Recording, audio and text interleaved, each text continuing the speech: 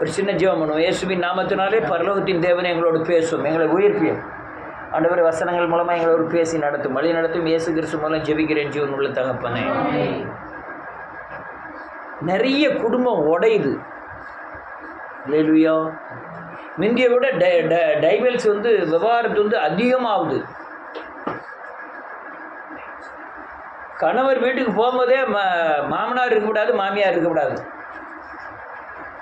அப்படி இருந்தால் தான் கெட்டியே கொடுக்குறாங்க. அல்லது மாமனார் மாமியார் இருந்தாருன்னா உடனே டக்குன்னு நம்ம தனி கொடுத்து நம்ம போயிடுவோம். ஆமாம், அத்தை மாமா இல்லை, அம்மா அம்மா அப்பா. எவ்வளோ பெரிய பொய். கிறிஸ்துவ உலகத்தில் அப்படி இருக்குங்கிறது தான் பெரிய சங்கடம். ஏன் எதுக்கு நீங்கள் குடும்பம் எப்படி நடத்தணுங்கிறத சொல்லுறதுக்கு தான் இந்த சத்தியத்தை எடுத்தேன். அநேக குடும்ப உடைப்பினை, ஒரு மனைவியை, ஒரு புது மனைவியை அல்ல குடும்பத்தில் நிறுத்துவதே ஒரு கணவனுக்கு பயங்கர சங்கடமாயிட்டு போம். சண்டை படுத்துலாம், உடனே பாட்டுட்டு ஓடியாந்துருமா, அங்கே இருக்காத, உடனே வந்துரு. ரொம்ப தாய்மார்கள், தாய் தாப்பா அப்படிதான் லேசாத அப்படியே பேசிட்டாரு, உடனே வெளியே வந்துரு. ஆனால் முந்தி இருந்த தாய்மார்கள், தாய் தாப்பா என்ன சொல்லி விட்டாங்க தெரியுமா? அங்கே சமாளி, நீ குடும்பத்தை கட்டி எழுப்புறதுக்கு நீ தான் காரணமாக இருக்கணும், என் பேரை சொல்லணும், அதனால நீ கெட்ட பேர் வாங்கிறாத அப்படின்னு சொல்லி விட்டாங்க. முதல்ல யார் ஒரு மீட்டிங் நடத்தார், பாஸ்டர்ஸ் மீட்டிங் நடத்தார். ஜான்வசிலி கூட என்கிட்ட ஒரு தடவை வந்தாங்கன்னு நினைக்கிறேன், மேலாடுத்துக்கு. அவர் என்கிட்ட சொல்லும்போது சொன்னார், நான் குற்றாலிங்க முதலியாருக்கு சொந்தக்காரர் அப்படின்னாரு. நான் அப்போ அவர் ஜாதியை என்கிட்ட சொல்லுறதுக்கு முயற்சி பண்ணுறாருன்னு கண்டுபிடிச்சேன். ஒரே மகா அநேக பாஸ்டர்கள் ஜெபம் பண்ணி ஆலோசனை சொல்லி தான் கல்யாணம் முடித்தாங்க. 6 மாதத்தில் அவன் வாழ மாட்டான், வீட்டுக்கு போட்டுட்டான். என்கிட்ட சொல்லி அழுதார் அவர். ஒரே மகதாமங்க, ஒரு மகளும் ஒரு மகனும். மேலாரத்தில் அந்த இடத்துல ஒரு வீடு இருக்குன்னா என்ன ரூபா ஆகும்? சதுரடிக்கு என்ன ரேட்டு? அவ்வளோ பெரிய ஏதோ ஒரு கம்பெனியில் வேலை பார்த்து, எதிரே வேலை பார்த்துருக்காரு, கவர்மெண்ட்டில் வேலை பார்த்து ரிட்டையர்ட் ஆகிருக்காரு. வீட்டம்மா டீச்சரு. அந்த என் மகளை பார்க்க எனக்கு வேதனையிலே என் உருகிட்டம் பிரதர். நான் பாஸ்டர்கிட்ட கேட்டு தான் முடித்தேன், தீர்க்க தரிசனம் கேட்டுட்டு தான் முடித்தேன், எனக்கு இப்படி ஒரு நிலைமை வந்துட்டு அப்படின்னு சொன்னாங்க. இப்படி பல வீடுகளில் இப்படி போராட்டங்கள், பயங்கரமான போராட்டங்கள் எங்கே பார்த்தாலும்.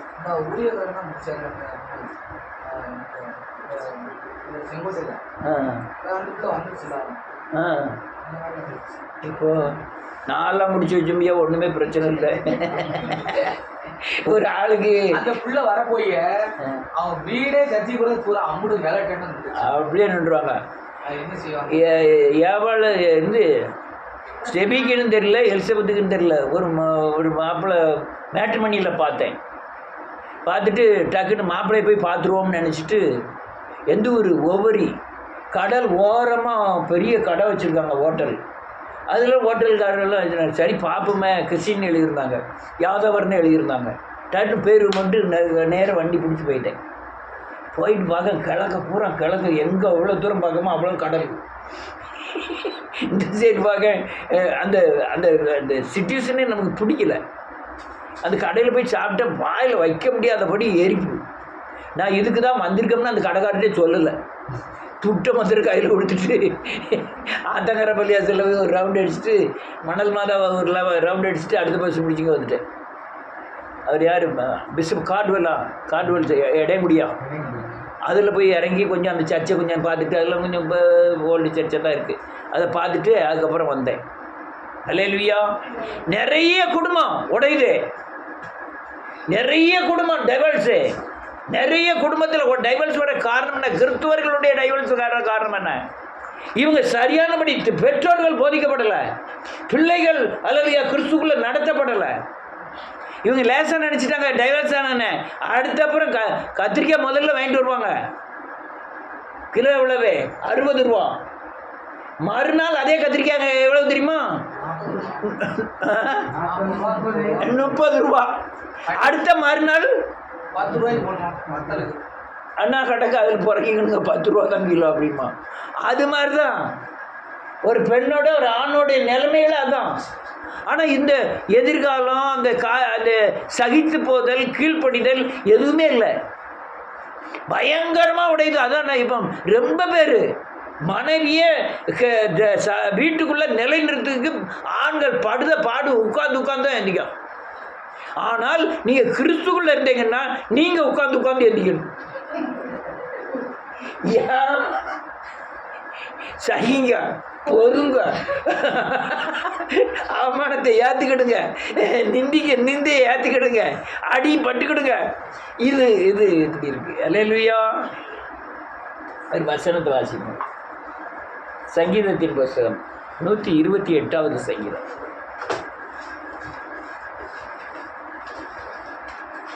பக்கம் 753 வாசிக்கலாம்.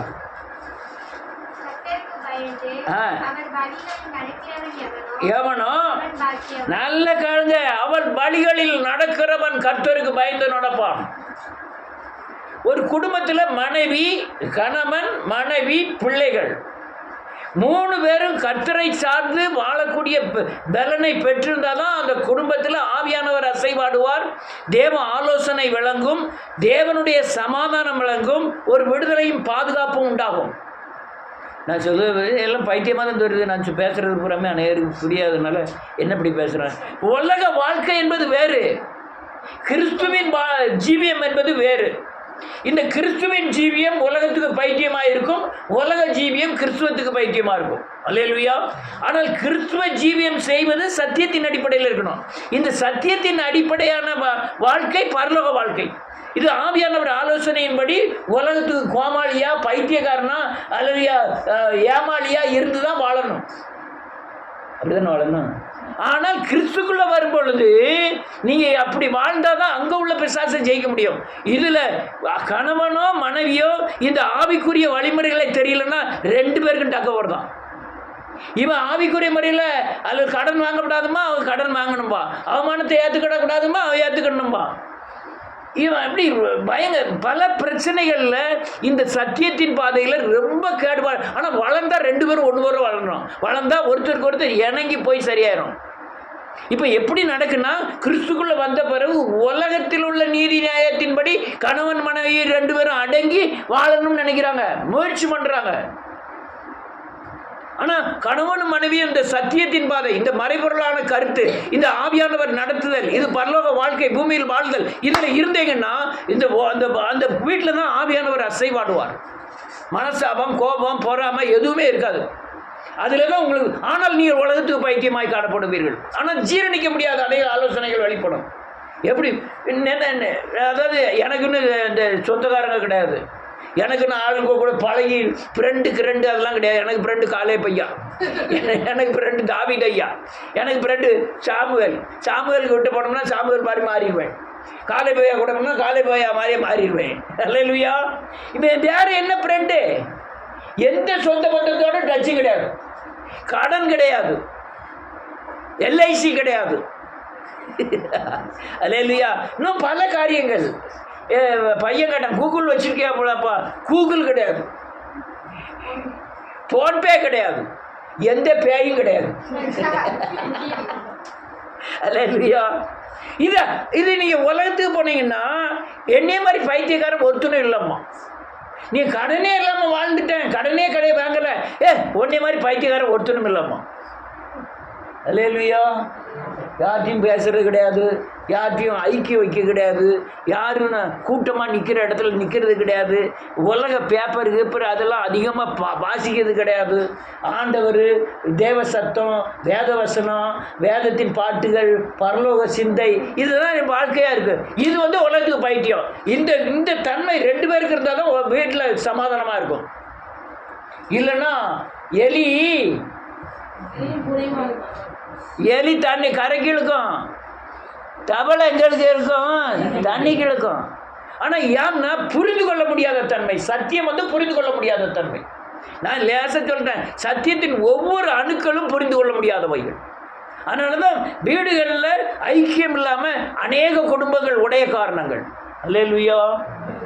ஒரு நல்ல ஜோமனோ, நல்ல பாட்டு படிப்பாங்க, நல்ல வேதவசனம் தெரியும். ஆனால் வீட்டில் போய் எண்ணங்களும் செய்கைகளும் உலகத்தை சார்ந்த, ஏன்னா சத்தியம் தெரியாத. நான் இப்போ பேசுகிற சத்தியம் ஒருத்தருக்குமே தெரிய மாட்டேங்குது. அம்மா என்னது லூஸ் பாஸ்டர்னு எழுதுவான்.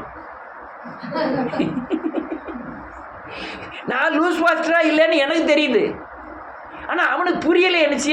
அப்புறம் சங்கீதத்தை பார்த்தோம், அந்த சங்கீதத்தை யாராவது ஏற்றுக்கிட்டு பார்ப்போம். நான் வீடியோ போட்டிருக்கேன் வெள்ளிக்கிழமை, சூப்பராக நல்ல சத்தியம். 16 பேர் பார்த்துருக்காங்க, ரொம்ப அதிகமாக. மிஞ்சினா 40 பேர், 38 பேர், 35 பேர் இப்படி தான் பார்ப்பாங்க. நான் பார்க்கல, சப்ஸ்கிரைப் பண்ணுங்க, அந்த கிரேட் பண்ணுங்கள்லாம் சொல்லவே மாட்டேன். இது யாரால உண்டாகிறது? ஆவியானவர்னால உண்டாகக்கூடியது. அல்லேலூயா. இப்போ என்ன ஆகிட்டு, சத்தியம் தெரியாதனால ஒரு கிறிஸ்துவ குடும்பங்களும் கூட பயங்கரமாய் உடையுது. ஒரு அவமானத்தை ஏற்றுக்கொள்ள முடியல, ஒரு துக்கத்தை ஏற்றுக்கொள்ள முடியல, ஒரு நஷ்டத்தை ஏற்றுக்கொள்ள முடியல. அல்லேலூயா. ஒரு ஆளை நடத்தக்கூடிய தேவ ஆலோசனைகளை சொல்ல முடியல. வீட்டில் வர பிரச்சனையை தனி மனுஷனாக சந்திக்கணும்னு நினைக்கிறான். வீட்டில் வர பிரச்சனையை இயேசுவோடு சந்திக்கணும்னு நினைக்க மாட்டேங்கான். யாரோட சந்திக்கணும்? வீட்டில் வர பிரச்சனைய ஒத்தையில நீ சந்திச்சனா மாட்டிக்கிடுவான். நம்ம யாரோட சேர்ந்து சந்திக்கணும்? தேவனோடு சேர்ந்து தான் சந்திக்கணும். அந்த சந்திக்காதனால பயங்கர பிரச்சனை, அநேக குடும்பங்கள்ல பிரச்சனை. என்ன இருக்கு? முதல் வசனம் என்ன இருக்கு? ஆமென்.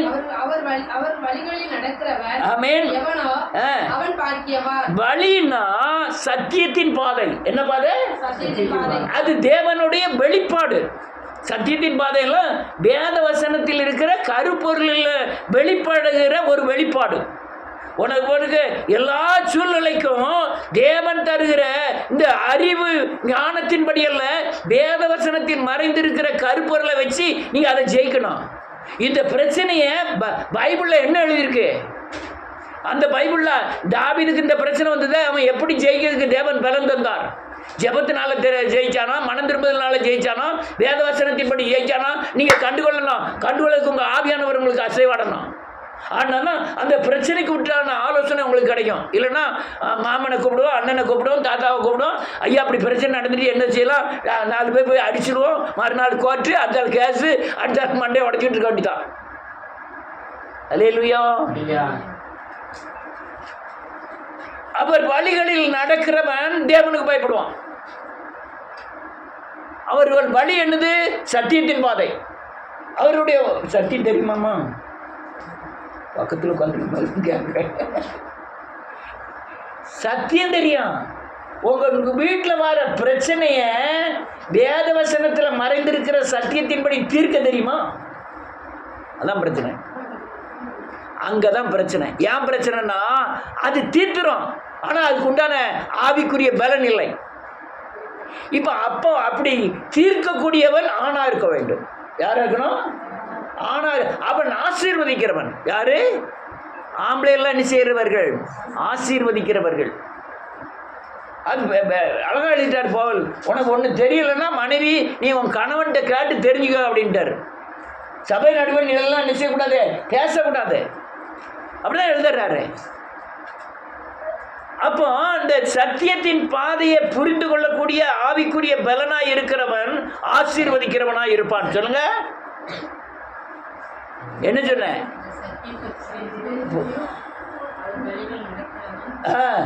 ஆசீர்வதிக்கிறவன். யார் ஆசீர்வதிக்கிறான்? பிள்ளைகளை, மனைவி, பிள்ளைகள், சந்ததியை ஆசீர்வதிக்கிறவன். நீங்க பழைய ஏற்பாடு யாருனாலும் எடுத்துக்கிடுங்க, அவர்கள் எல்லாம் ஆசீர்வதிக்கப்பட்டவர்கள், ஆசீர்வதித்தவர்கள். ஆபிரகாம் என்ன செஞ்சான்? ஆசீர்வதித்தான். மோசே என்ன செஞ்சான்? எல்லா ஜனங்களையும் கூப்பிட்டு என்ன செஞ்சான்? ஆசீர்வதித்தான். ஈசாக்கு என்ன செஞ்சான்? தன் 2 பிள்ளைகளை கூப்பிட்டு என்ன செஞ்சான்? ஆசீர்வதித்தான். அவன் ஒவ்வொரு ஆளையும் கூப்பிட்டு ஆசீர்வதிக்கப்பட்டவன். அப்ப யாம்னா இந்த இவன் சிலுவையை நோக்கி பார்த்ததுனால அந்த சத்தியம் பெற்றுக்கொண்டான். அடுத்த 2வது வசனம். ஆமென். ஆமென். வேதம் சொல்றது, நீ சத்தியம் தெரிஞ்சுன்னா நீ சம்பாத்தியம் பண்ணுறத பிசாசு சாப்பிடாது. நீ உபாகமத்தில் 28வது அதிகாரத்தில் வாசி பார்த்தீங்கன்னா, நீ பயிரிடுவாய், இன்னொருத்தன் அறுத்துட்டு போவான். நீ ஒருத்தைய நியமிப்பாய், இன்னொருவனோட சயனிப்பான் அப்படின்னு. அது சாபத்தின் தன்மை. உன் பிரயாசத்தை நீ சாப்பிடணும்னா நீ சத்தியத்தின் பாதையில் நடந்து கர்த்தருக்கு பயந்து நடக்கணும். எல்லாரும் பயம்னா என்ன நினைச்சாங்க? பொய் சொல்லக்கூடாது, சிகரெட்டு குடிக்கக்கூடாது, இது இல்லை. அது பயம் இல்லை. உங்களுக்கு அல்ல உள்ள ஆவியான உள் உணர்வே தேவனை சார்ந்து வாழக்கூடிய வாழ்க்கை வாழ்றதுதான் சத்தியத்துக்கு பயப்படுறது. அல்லேலூயா. உன் சிந்தனை செயல்கள் எல்லாமே தேவனுக்குள்ள இருக்கணும். எல்லாமே எல்லாமே ஒரு பிரச்சனை வந்துட்டு வசனங்களை கொடுத்து வாய்க்குள்ள அசை போடணும், இருதயத்தில் அசை போடணும். அடுத்தால என்ன இருக்கு? 3வது வசனம்.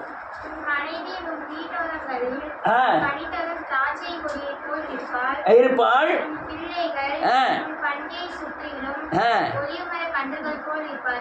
ஆமீன். வேதம் சொல்ல பாருங்க, உன் மனைவி வீட்டோரம் கனி தருகிற திராட்சை கொடியை போல் இருப்பாள். சில வீடுகளெல்லாம் ஒரு பெரிய பிரச்சனைக்கு 10 நாளாக பயந்துக்கிட்டு இருப்பான். வீட்டை மாட்ட போய் நைஸாக இவ்வளோ பெரிய பிரச்சனை வந்துட்டு தான் என்ன செய்ய போங்க, அதாவது என் பிரச்சனையாது பிரச்சனையாது. அதுக்கப்புறம் வெள்ளம் அடைஞ்சிருவான்.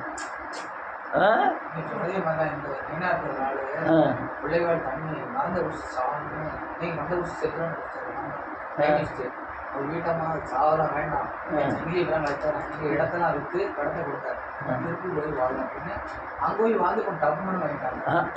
அல்லேலூயா. பெண் மந்திரி மாதிரி இருக்கணும். மனைவி கணவனுக்கு ஆலோசனை சொல்லவும் அன்பு செலுத்துறதும் இல்லை, அவங்க மந்திரி மாதிரி இருக்கணும், வழி நடத்தணும். அநேகர் பீசகசெல்லாம் வச்சிருப்பான், ஆள் தடியாக இருப்பான், அவன் குழந்தை ஒன்றும் தெரியாது. ஒரு வீட்டுக்கு போனேன், ஆளை பார்த்தா பெரிய மீசை வச்சிருக்கான், ஆள் உயரமா இருக்கான். வீட்டில் போய் சில வீட்டில் பெரிய வீட்டுகளில் பல இடத்துலையும் பல சூழ்நிலை அவருக்கு நடமாடும். அந்த வீட்டில் போய் சில வீட்டை கேட்டோன்னா அவங்க வந்து சில இது விவரமாக சொல்லும், சில இதுதான் போறானே கற்றுக்கணும்னு எல்லாரும் போகிறாங்க. ஒரு வீட்டுக்கு போனேன், ஒரு ஆள் மீசை வச்சு உயரமா இருக்காரு, ஆள் தண்டியா இருக்காரு, சாரம்லாம் கட்டி பனியன்லாம் போட்டு வாங்க பிரதர் அப்படின்னாரு. சரின்னு போயிட்டு சோத்திரம் பிரதர், சோத்திரம். எங்கள் வீட்டம்மா ஒரு பயங்கரமான ஆள், எங்கள் வீட்டம்மா மாதிரி அப்படி ஆள் கிடையாது, இப்படி ஆள் கிடையாதுன்னு. ஓஹோ, அவங்களும் இவங்கள மாதிரி நல்ல குண்டாக உயரமாக தடியாக இருப்பாங்க போட்டுருக்குன்னு நினைக்கிறேன். அதை பார்க்க அந்த வீட்டம்மாவுக்கு பயப்படுற பயம் கடுமையாக பயப்படுறாரு. பார்க்க அது ஒரு இம்புட்டு போல சாட்டை அம்புட்டு போல நினைக்க, நீ இவங்க தான் வீட்டம்மா. ஆமாம், அல்லேலூயா.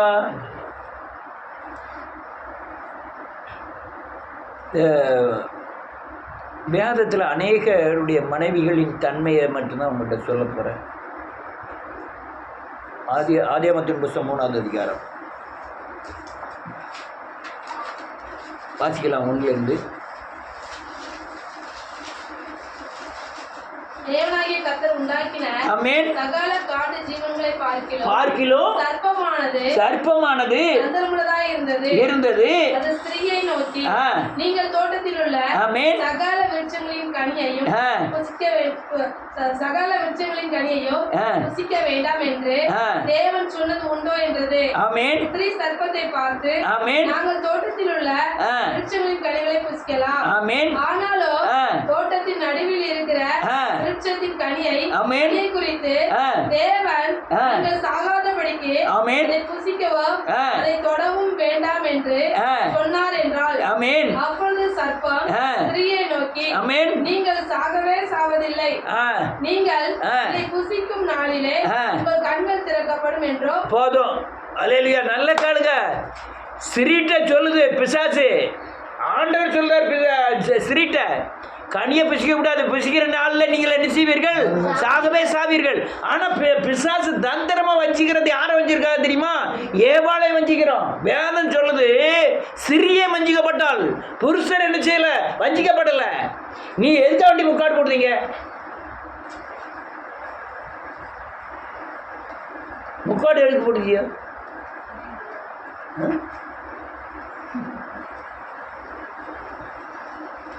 இப்போ செயலெல்லாம் முக்காடு போட்டாங்க.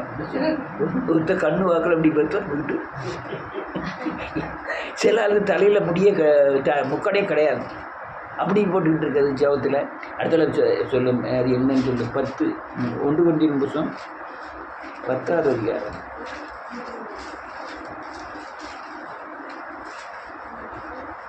11வது அதிகாரம் 8வது வசனம், 9வது வசனம், 10வது வசனம். ஆ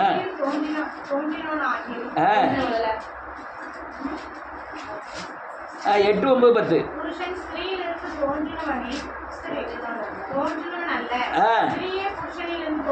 இப்போ நீங்க எல்லாரும் என்ன சொல்றாங்க?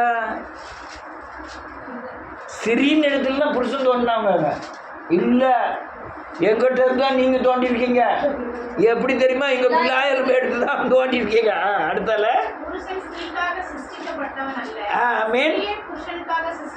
ஸ்திரீ தான் புருஷனுக்காக. இதுல வந்து உங்க மாற்றம் அடையக்கூடாதுங்க. அடுத்த வசனம், ஆகையால் பிசாசனுடைய தூதன் நிமித்தம் ஸ்திரீயானவள் தன் தலையின் மேல் முக்காடு போட்டு கொள்ள வேண்டும். ஆமென். நீங்க அது அர்த்தம் என்னன்னா, புருஷனுக்கு அடங்கலைன்னா பிசாசு மேற்கொள்வான்னு அர்த்தம். அதனால நீங்க முக்காடு போட்டுக்கிடணும் அப்படின்னு வேதம் சொல்லுது. அல்லேலூயா, அல்லேலூயா. நல்லா இருந்தா ஆபிரகாமை கூப்பிட்டு ஆண்டவர் சொன்னாரு, நீ வானத்தை பாரு, பூமி மணலை பாரு, இந்த புழுதியெல்லாம் மணலில் தூள் இதெல்லாம் பாரு, இதே மாதிரி ஒரு சந்ததியை பெருக பண்ணுவேன். எப்பா எனக்கு ஆண்டவர் சொல்லிட்டான்னு வீட்டுக்கு வரோம். ஆண்டவர்லாம் தரமாட்டாரு, முதல்ல இவளை கட்டு.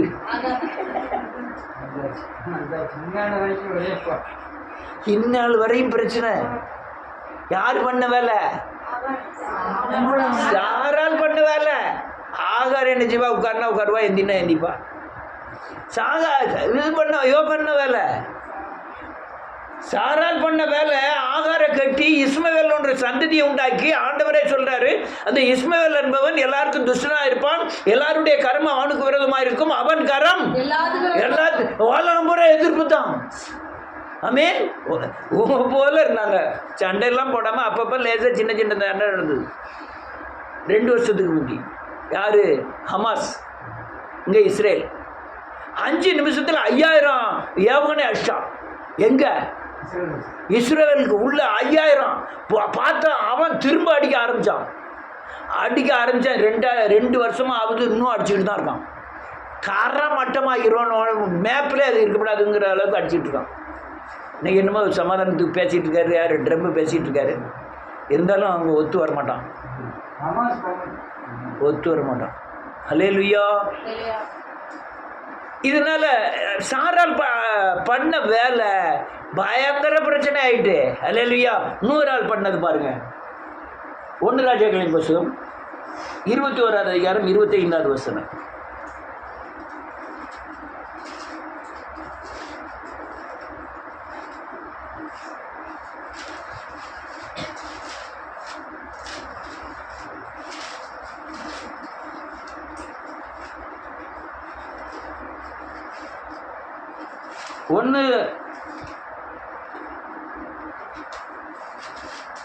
ஒன்று ராஜாக்கள் 21வது அதிகாரம் 25வது வசனம். டக்குன்னு வாசிங்க, நேரம் ஆயிட்டு.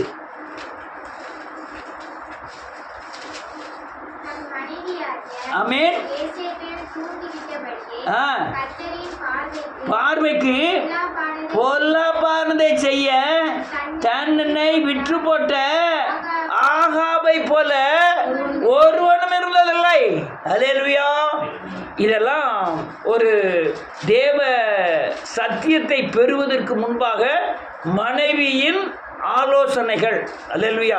இதே சாரால பாருங்க, நல்ல ஜெபம் பண்ணி தேவ ஆலோசனை பெற்ற பிறகு சொல்றா, இந்த ஆகாரையும் அவன் பிள்ளையும் புறம்பே என்ன செஞ்சிலே தள்ளிரு போ அப்படின்னு இருக்கான்.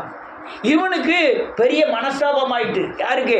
ஆபிரகாமுக்கு. அவன் சொல்றான், அவளை போய் அவன் சொல்ற அப்படிங்க. உடனே ஆண்டவர்கிட்ட போய் ஜெபம் பண்ண போறான். கர்த்தர் ஆபிரகாமை கூப்பிட்டு சொல்றாரு, இதுதான் தேவர் திட்டம். எது? வாசிப்போமே, ஆதியாகமத்தின் புத்தகம் 21வது அதிகாரம்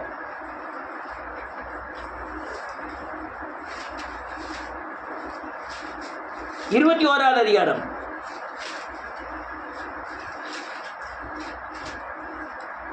9வது வசனத்திலிருந்து, எகிப்து தேசத்தாகிய ஆபிரகாமுக்கு பெற்ற குமாரன். ஆமென். பரியாசம் பண்ணுகிறதை சாராள் கண்டு ஆபிரகாமை நோக்கி, ஆமென், அடிமை பெண்ணையும் அவன் மகனையும் புறம்பே தள்ளும் அடிமை பெண்ணின் மகன் என் குமாரனாகிய ஈசாக்கோடைய சுதந்திரவழியாக இருப்பதில்லை. தன் மகனை குறித்து சொல்லப்பட்ட இந்த காரியம் ஆபிரகாமுக்கு மிகவும் துக்கமா இருந்தது. அப்பொழுது தேவன் நல்ல கவனிக்கணும், இது தேவ திட்டமா இருந்ததுனால, தேவ ஆலோசனைய சாரால் பெற்றதுனால தேவன் ஆபிரகாமை கூப்பிட்டு சொல்றாரு. தேவன் ஆபிரகாமை நோக்கி, அந்த பிள்ளையும் உன் அடிமை பெண்ணையும் குறித்து ஆமென் சொல்லப்பட்டது இருக்க வேண்டாம், உன் சந்ததி விளங்கும். ஆதலால் சாராள் உனக்கு சொல்வது எல்லாவற்றையும் பெரிய ப்ராஜெக்ட், ஒரு பெரிய திட்டம். யாருக்கு வெளிப்படுத்துற? ஆபிரகாமுக்கு வெளிப்படுத்தல, யாருக்கு? சாராளுக்கு வெளிப்படுத்துறாரு. நீ ஏதோ தப்பு பண்ணிட்ட, இன்னொரு சந்ததி வந்துட்டு, ஆனால் ஒரு சந்ததி அந்த சந்ததி ஒன்றா இருக்கக்கூடாது, இவங்க கடைசி வரையும் பகையாக தான் இருப்பாங்க, அதனால் இவனை என்ன செஞ்சிரு, போ சொல்லிடு. படுபாவி வெறும் ஒரு துருத்தியில் தண்ணியை மாத்திரம் கொடுத்து வெறும் ஒன்றுமே கொடுக்காம, பங்குக்கு ஒன்றுமே கொடுக்காம துரத்தி அடிச்சிட்டான் சாரால. அல்ல ஆகார. இந்த பெரிய ஒரு பெரிய தேவ திட்டத்தை அவள் வெளிப்படுத்த காரணம், அவள் தேவனை சார்ந்திருந்தாள். யாரு? சாராள். எப்ப சார்ந்திருந்தால், தனக்கு மலடியா இருந்த 90 வயசுக்கு அப்புறம் ஒரு குழந்தையை கொடுத்த அற்புதங்களை பார்த்த பின் தான் இந்த திட்டத்துக்கு அந்த திட்டமே அவளுக்கு வெளிப்படுது. அதுனியும் ஆகார தான் கட்டணும்னு இருக்கா. ஆகார் பிறந்த பாவையும் தான் எனக்கு சுதந்திரவாளின்னு சொல்லிட்டு இருக்கா. ஆனால் இவனுக்கு ஒரு அற்புதம் நடந்த உடனே தேவனை விசுவாசிக்க ஆரம்பிச்சு தேவ திட்டங்களை சரியானபடி வெளிப்பட்டுட்டு. அல்லேலூயா. அதே மாதிரி ரெபேக்காள் வாசிக்கிற 25வது அதிகாரம், நேரம் கொஞ்சம் வேகமாக வாசிக்கணும். 25வது அதிகாரம் 21வது வசனத்திலிருந்து.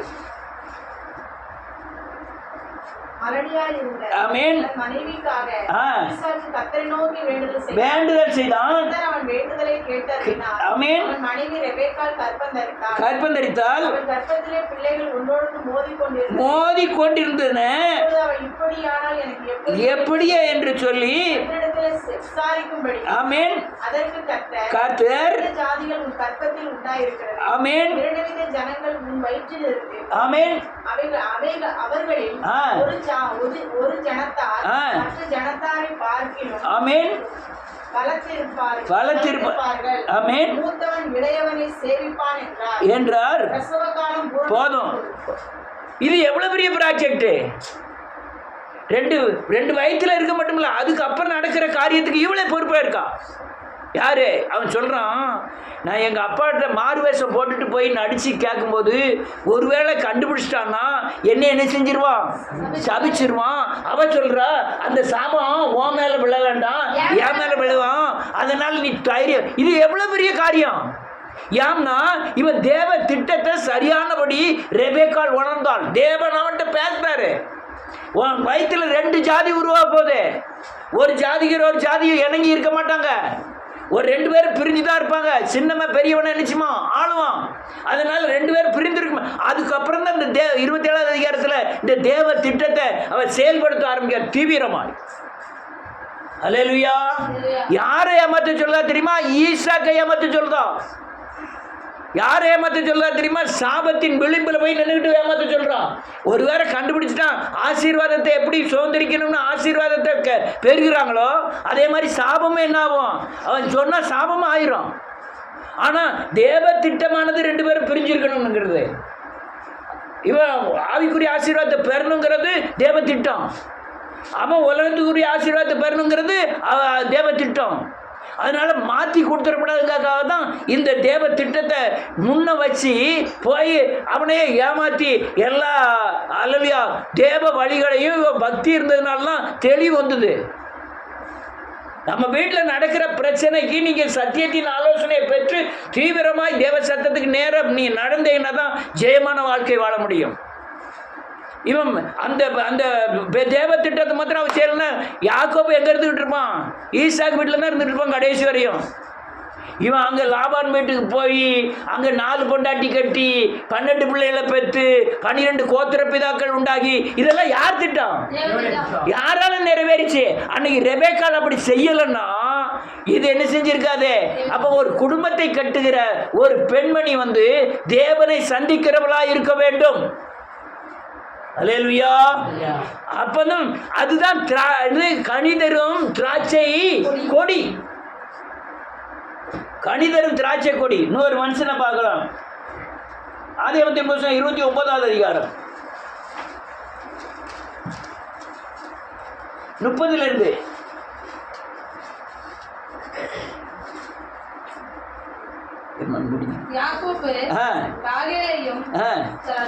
யாக்கோபு ராகேலையும் சேர்ந்தான். லேயாளை பார்க்கிலும் ராகேலை அவன் அதிகமாய் நேசித்து இன்னும் 7 வருஷம் அவனிடத்தில் சேவித்தான். 31 ரைட். 32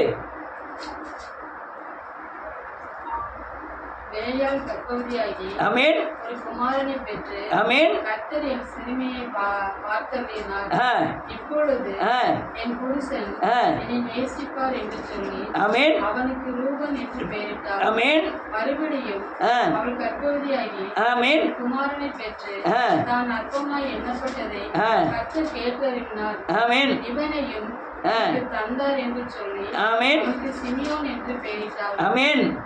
பின்னும் அவள் கர்ப்பவதியாகி குமாரனை பெற்று என் புருஷனுக்கு 3 குமாரரை பெற்றபடியால் அவர் இப்பொழுது என்னோடு சேர்ந்திருப்பார் என்று சொல்லி இவ கர்த்தரை மகிமைப்படுத்துறா. ஆனா புருஷன் புருஷன் புருஷன் புருஷன் புருஷன் மாமா மாமா மாமா மாமா மாமா என் புருஷன் என் புருஷன் என் புருஷன் என் புருஷன்.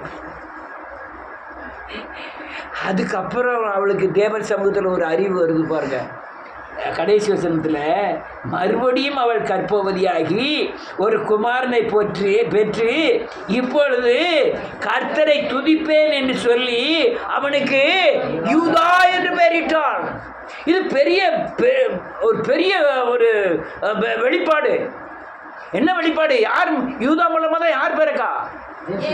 இயேசுவை துதிக்கு பாத்திரர். அதனால இனிமேல் நான் கர்த்தரை துதிப்பேன் என்று சொல்லி அவனுக்கு யூதா என்று பெயரிட்டாள். அதெல்லாம் பெரிய காரியங்கள். அதே மாதிரி இதெல்லாம் தேவ சமூகத்தில் இருந்து பெற்றுக்கொள்ளக்கூடிய தேவ ஆலோசனை. அதே மாதிரி இந்த மரியாள் பார்த்தீங்கன்னா 16 வயசு 17 வயசு தான் இருக்கும். ஒரு பெரிய தேவ திட்டத்தை அவர் மேலே வைக்கிறார் ஆண்டவர். என்ன தேவ திட்டத்தை வைக்கிறாரு? கல்யாணம் முடிக்காமல் குழந்தை உண்டாகணும். ஆனால் குழந்தை உண்டாகனா கல்லூட்டி எறியணுங்கிறது அல்லையா நியாயபரமான சட்டம். நியாயபரமான சட்டம் மட்டும் இல்லை, இவன் யூதஸ்ரீயா பிறந்திருக்கா. இவன் மற்ற பெர்சியலையா வேற இது பெலிஸ்தர்லேயே பிறந்திருந்தா இந்த பிரச்சனை வந்திருக்கவே செய்யாது. அவமானத்தை ஏற்றுக்கணும், கல்லை கொண்டு எரிஞ்சாலும் ஏற்றுக்கணும். அதுக்கு தன்னை அர்ப்பணிக்கா யாரு? மரியாள். அல்லேலூயா. சின்ன பிள்ளை மரியாள். ஆனால் நேமிக்க காரணம்னா இவளுடைய பக்தி. என்ன பக்தி? ஆண்டவர் பேச ஆரம்பிக்கிறார். நீ கர்ப்பவதியாகி ஒரு குமாரனை பெறுவாய், அவனுக்கு ஏசு. இது சத்தியம். அந்த பக்தியின் தன்மை அவளை பூரணமாகவே அர்ப்பணிச்சிட்டான். அவன் யோசேப்பு ரகசியமாய் அவளை அப்போ அவன்கிட்ட பக்தி இல்லை தன்மை. ஆனால் அவன் பக்தி இல்லாதவனையும் தேவன் அவன்கிட்டையும் பேசி அவளை தள்ளிவிட அவனை சேர்க்க ஐயப்படாதே, அவன்கிட்ட பிறக்கிறது பரிசுத்தம் உள்ளது அப்படின்னு சொன்ன பிறகு ஏற்றுக்கிட்டான். அல்லேலூயா. ஆனால் இந்த திட்டம் எவ்வளோ பெரிய திட்டம்! இயேசுநாதர்ங்கிற திட்டம் எவ்வளோ பெரிய திட்டம்! இந்த பக்தியின் தன்மை தான் அந்த குடும்பத்தை கட்டி எழுப்புதே. அல்லேலூயா. குடும்பத்தை மட்டுமல்ல, தேசத்தில் உள்ள எல்லா ஜனங்களையும் ரட்சிக்கப்படுவதற்காக தன்னை பூரணமாய் அர்ப்பணித்ததின் காரணம் ஒரு ஸ்திரீயின் பக்தி. அல்லேலூயா. ஒரு ஸ்திரீ. எத்தனை பேர் சொல்லலாம்? சிம்சன் மனோவா மனைவி அவர்கிட்ட போய் ஆண்டவர் பேசுறாரு, உனக்கு ஒரு குழந்தை பிறக்கும், சவரன் கத்தி படலாகாது அப்படிலாம் பேசுறாரு. அண்ணால் அவர்களுடைய பக்தி அவங்க சாமுவேல மாதிரி அதுக்கப்புறம் தீர்க்கதரிசி இருந்ததும் இல்லை, பிறக்க போகிறதும் இல்லைன்ட்டார் ஆண்டவர். எவ்வளோ பெரிய தீர்க்கதரிசி! ராஜாக்களை அபிஷேகம் பண்ணக்கூடிய தீர்க்கதரிசி. எது? அவளுடைய பக்தி அவங்க குடும்பத்தையே கட்டி எழுப்பிட்டு இவங்க வாழை எடுத்துக்கிட்டு சண்டை போடவும், ஒன்றுக்கு 4 பொண்டாட்டியை கட்டவும். இதுதான் இவங்க தாவீது, சாலமன் இவங்களுடைய வேலை. ஆனால் ஸ்திரீயுடைய வேலை ஒரு பெரிய ப்ராஜெக்டே இது, ஒரு பெரிய தேவை திட்டத்தை நிறைவேற்றக்கூடிய பக்தி. வாசிப்போம், முடிப்போம். நேரம் ஆயிட்டு. சங்கீதத்தின் புத்தகம் 128 சங்கீதம் வாசிக்கலாம். 1 இருந்து. கர்த்தருக்கு பயந்து ஆமென். அவன் நல்ல கேளுங்க, கர்த்தருடைய வழியில நடக்கிறவன் கர்த்தருக்கு பயப்படுவான், அவன் பாக்கியவானா இருப்பான். அவன் அவன் தன் கைகளின் பிரயாசத்தை பிசாசு சாப்பிடாம தான் சாப்பிடுவான், நன்மை உண்டாகி இருக்கும். கனி தரும் கொடியை போல் இருப்பாள். ஆமென். ஒலிவ மரம் யான்னு சொல்லியிருக்கு தெரியுமா? அது எப்பவும் எண்ணெய் கொடுக்கக்கூடியது. என்ன கொடுக்கும்? ஒலிவ எண்ணெய் கொடுக்கும். ஒலிவ எண்ணெய் எப்பவும் ஆலயத்தில் எரிந்து கொண்டே இருக்கணுமா? நீங்கள் லேவியாரமத்தில் வாசிக்கும் போது பார்க்கலாம். இடித்து பிழிந்த ஒலிவ எண்ணெய் யார் கொடுப்பாங்களா? இவங்க பிள்ளைகள். ஒரு ஸ்திரீ சரியானபடி தேவ சத்தத்தை கேட்கிறவளா இருந்தால் பிள்ளைகள் எல்லாம் பந்தியை சுற்றி ஒலிவ மர கன்றுகளைப் போல இருப்பார்கள். எண்ணெயினால் பண்ணப்பட்டிருப்பார்கள். அநேகரை அபிஷேகிக்க அவனை கொண்டு போய் தேவன் பயன்படுத்துவார். அடுத்தல இதோ என்ன அர்த்தம்? என்ன பாரு, இதோ கர்த்தருக்கு பயப்படுகிற மனுஷன் உலகத்தில் அநேக விதமாக ஆசீர்வதிக்கப்படுதான். இந்த விதமாக ஆசிக்கப்படணும்னா அல்லேலூயா கணவன் மனைவி பிள்ளைகள் அல்லேலூயா தேவனுடைய ராஜ்யத்திற்கென்று நிற்க வேண்டும். அல்லேலூயா. அடுத்தல ஆசீர்வதிப்பார். ஜீவன் இந்த பூமியில இருக்குந்தனியும் பரலோகத்து வாழ்க்கை இந்த பூமியில வாழ்வ. அல்லேலூயா. நேதான் பிரச்சனை, லேதான் லொல்லு. அநேக குடும்பத்தில் பார்க்க வெளியே போயிட்டு வர புருஷன் வீட்டுக்குள்ளே போகணுமா வேண்டாம், என்ன நடக்க போகுதோ. அநேக ஆண்களும் வெளியே போயிருக்காரு, சாயங்காலம் வந்தால் என்ன நடக்க போகுதோ. அநேகருடைய நினைப்பு என்ன நடக்க போகுதோ. இங்கே நேரம் ஆகிட்டு இங்கே பொருத்தனை பண்ணுவான். ஆண்டவரே நாளையிலேருந்து கோபமே படமாட்டேன் ஆண்டவரே, இன்னும் பொருத்தனை பண்ண ஆண்டவரே, இன்னும் வாயே திறக்க மாட்டேன். அங்கே வீட்டுக்கு போன உடனே நல்ல கூலாக தான் போவாங்க. அங்கே மாமியார் உட்காந்துருக்கோம். போனது தான் சோத்தை ஆக்கி வச்சுட்டா அது போகக்கூடாது. ஏங்க நான் 5 நிமிஷத்தில் ஆக்கி கொடுத்துட்றேன். அடுத்தல நான் சாவட்டும்னா நினைக்க அடுத்தல ஒரு சூடாக ஒரு வார்த்தை வரும், 98 டிகிரி ஆகிடும். அடுத்த வார்த்தை நீ எல்லாம் அப்படின்னு ஏதாவது ஒரு கெட்ட வார்த்தை சொல்லி சேர்த்து இணைஞ்சி பேசணும்னா 100 டிகிரியை தாண்டிடும். அது இல்லை குடும்ப வாழ்க்கை, அந்த இல்லவே இல்லை. பேசும்போது அமைதியாக இருந்துடணும். நீங்கள் அந்த பொருத்தனையில் இருந்தோ உங்கள் கூலிங்கில் இருந்தோ உங்களுக்கு சூடு வரவே கூடாது. உங்கள் சூடு சொர்ணம் எல்லாம் என்ன செஞ்சிருக்கணும் பேர். அப்படின்னா நீங்கள் குடும்பத்தை நடத்த முடியாது. பிசாசு ஒன்று தான். சாமான்களுக்குள்ளே இருந்துக்கிட்டு ஒரு திருக்கு தருவான். பார்த்தியா சோபியா என்ன பேசிட்டா பார்த்தியா, உடனே டக்குன்னு சோபியார் ஒரு வார்த்தை பேசுகிறவொடனே இந்த இதே பிசாசு அவளுக்குள்ளே போயிடும். ஒரு வார்த்தை பேசணும்னா அவருக்குள்ளே போகும். ஒரே பிரசாதம் 2க்குள்ளே போய் டக்குன்னு இருந்து 2 பேரும் சண்டை போட்டுருக்கோம், நடுவில் நின்றுட்டு கை கட்டிகிட்டு இருக்கோம்.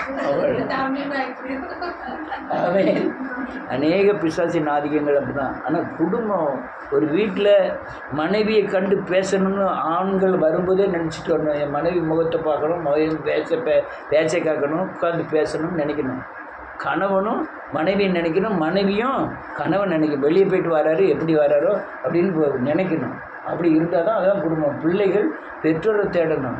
சில வீடுகளில் பிள்ளைகள் பெற்றோரை பார்க்குறதே இல்லை. அது ஒரு டிரைவராக இருக்கார் ஒரு வீட்டில், பிள்ளைகள் என்றைக்கு முந்தைய வண்டி எடுத்துகிட்டு போயிடுறாரு. அது உறங்கின பிறகு தான் வர்றாரு வீட்டுக்கு. பிள்ளையை பார்த்தே ரொம்ப நாள் ஆகுது. பெரிய ஆஃபீஸில் வேலை பார்க்குறவங்க அப்படிலாம் ரொம்ப பேர் அப்படி தான். அந்த சிலவங்க வெளிநாட்டுக்கு போயிருந்தான், பொண்டாட்டியெல்லாம் கட்டி வச்சுட்டு வெளிநாட்டுக்கு போயிருந்தான். போயிட்டு 15 வருஷம் உழைச்சி அனுப்பின பிறகு பணம் இருக்குது, குடும்பம் இல்லை. குடும்பம் சுத்தமாக வாஷ் அவுட் ஆகிருக்கு. நிறைய பேர் அழகாக இந்த தார்பாய்ச்சி கட்டுட்டு உழுது வரப்பு வெட்டி கொஞ்சம் போல் கஞ்சியை வரப்பில் வச்சு எங்க இன்னும் கொஞ்சம் சாப்பிட்டுக்கன்னு கொடுத்து 2 பேரும் சாப்பிட்டு அது ரொம்ப சந்தோஷமாக இருக்காங்க ரொம்ப பேர் வீட்டில். ஆனால் அந்த சந்தோஷம் இப்போ யார் வீட்லேயும் இல்லை, எங்கேயுமே இல்லை. அப்படி பார்த்துருக்கீங்களா? வயக்காட்டில் உட்காந்து வரப்பில் உட்காந்து கொஞ்சம் சோறு சாப்பிடுங்க, இன்னும் கொஞ்சம் சாப்பிடுங்க அப்படின்னு நீங்கள் சில ரைட். இதெல்லாம் காரியங்கள் இந்த உங்கள் வீட்டை ஆவியானவர் அசைவாடுவதற்கு உண்டான வழியாக நீங்கள் வச்சுக்கணும். அவர் சரியில்லைன்னு நான் சொல்லுதோ, நான் சரியில்லைன்னு அவர் சொல்லுதோ தப்பு. நான் தேவ ஆவியானவர் என் குடும்பத்தில் அசைவாடணும். அப்போ தான் உங்கள் பிரசன்னம் வெளிப்படும், பேயின் ஆதிக்கங்கள் இருக்காது, சமாதானம் இருக்கணும், வீட்டில் சமாதானம் இருக்கணும். அப்போ தான் ஆவியானவர் தங்குவார். கர்த்தர் உங்களை ஆசீர்வதிப்பாராக. எல்லாரும் முழங்கால் போட்டுக்கிட்டு சொல்லுவோம்.